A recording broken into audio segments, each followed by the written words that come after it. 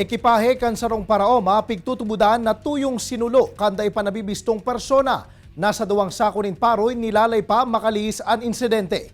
Yan ang tinutukan live ni Jessica Calinog. Jessica?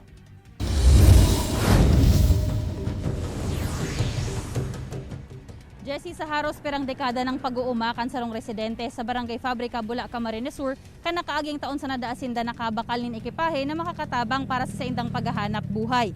Inutang paninda sa sarong lending company ang pambaya digdi na nagkakantidad ng 20,000 pesos. Asin bulan-bulan ninda ining piguhulugan. Nasa 10,000 pesos pa ang ginastos ninda para sa may paayos ini kanakaaging bulan. Alagad gabus na ini, napuli sa nasawara, kan subuot suluon ang sa indang ekipahe kan day panabibistong persona. Sa business na yan, nagibukan. Di man ginigibuan sa maraot. Kinagahan sana makalihis na mag-ani nin paroy si Hervasio Caceres. Ininaan sa iyang inabutan sa umahan niya sa Barangay Fabrica, Bula, Camarines Sur. Anharos kakatapos niya pa sa nang hulugan na treser, nakatabang-tabang niyaman sa paghahanap buhay, ang nasulo. Ibang nagibuka di adik. Haros tutong naan makina, dinaog naman daanin kalayo ang laagan nin krudo, kaya talagang dain na ini mapapakinabangan.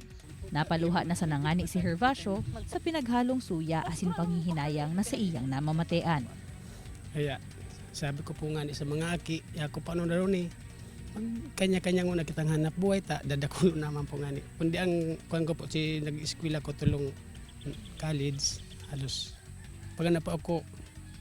Apwera sa pagsulukan sa iyang ekipahe, duwang sako nin paroy pa ang nilalay kan may kagibo ka ini, hali sa indang mga inani. Pati na nga ni ang pirang tools na nawalat sa irarom kan treser, day man pinalampas kan day panabibistong suspetsado.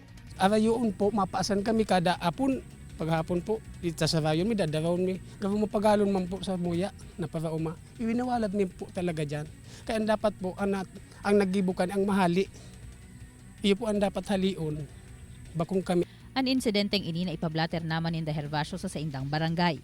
Sigun man sa kapitan kan Barangay Fabrica na nagsayuman ng mag-atubang pa sa kamera, pag-uulayan panindaan maninig kong aksyon para digdi sa asembleya ninda sa Hunyo. Ngunya na taon piglalauman man kan opisyal na makapalaagnanin mga CCTV sa saindang lugar. Kasabay kainian pangapodan sa mga residente na maging rigmat sa gabos na pagkakataon. Tulos na i-report sa barangay kung igwanin maraot na mangyari sa palibot, tanganing tulos man na maaksyonan.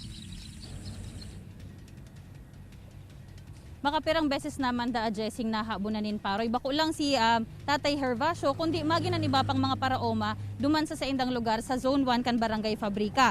Day man da kaya ninda ini pigre-report sa barangay o kaya sa mga otoridad sa pagtubod na mayo man sindang magiginibo. Asin day naman makakabalik ang nawara sa indang paroy. Alagad din ang nangyari sa inda na nasulo na itong ekipahe asin nahabunan pa nin paroy. Masilbi na daing leksyon, tanganing sa masunod. Ire-report na ninda asin mahagad na nin asistensya sa mga otoridad. Jessie? Jessica, tanong kay puhan pang maghalat hasta sa Hunyo kan barangay officials ka nasambitan ng barangay para maaksyonan nining nangyaring insidente na ini, Jess.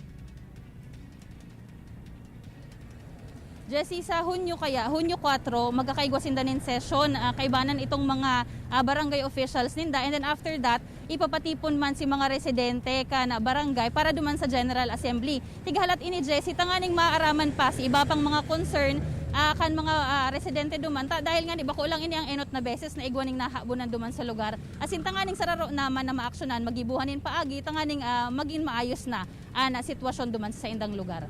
Jess, nabanggit mo na nagkapirang beses na ining insidente na ini na nangyari dyan sa nasambitan ng barangay. Posible ba na ang kagibo yaon man sa na dyan naka-star, Jess?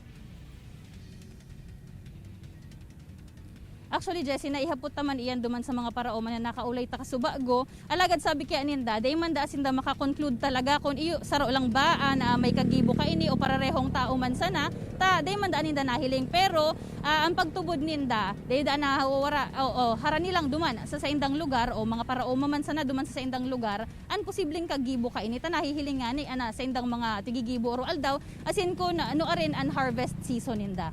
Jess?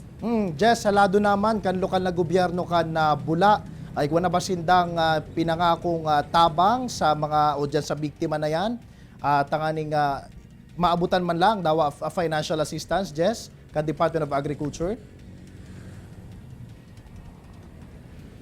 sa presente Jesse nasa barangay level pa lang ini kasi dawa nga ni igwanan nin mga insidente kan panghahabon kan mga nakaagi ini pa lang an enot na beses na naipablatter ang arog kayning insidente asin duman lang sa barangay pati ini na ipablatter day pa ini nakakaabot duman sa PNP kana sa indang banwaan asin magin duman sa munisipyo mismo alagad nakaulay taman subago itong Municipal Agriculture Office kana banwaan ng Bula asin nabanggit naman ninda na naaraman naman daan ninda ini alagad day pa na pag-uulayan kung ano ang magiging aksyon sa presente. Jesse?